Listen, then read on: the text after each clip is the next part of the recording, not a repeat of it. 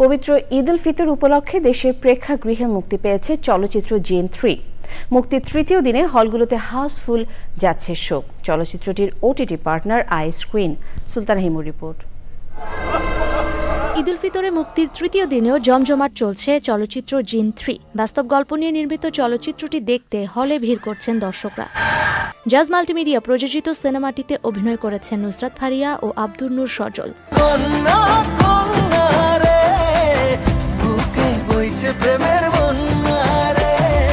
Kamruzzaman Roman পরিচালিত সিনেমাটির প্রতিটি শোই যাচ্ছে হাউসফুল।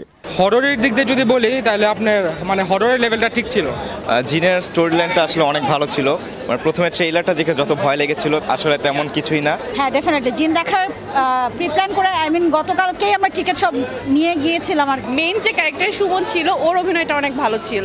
সাফল্যের ধারাবাহিকতায় মুক্তির 4 মাস পর ওটিটি প্ল্যাটফর্ম আইস্ক্রিনেও প্রদর্শিত হবে জিন 3। Sultana Himu, channel I, Dhaka. Bundle থাকলে প্রতি সেনমানিতে টাকা বাঁচবে। বিকাশ সেনমানি বান্ডেল কিনে জিতুন প্রতি লেনদেনে।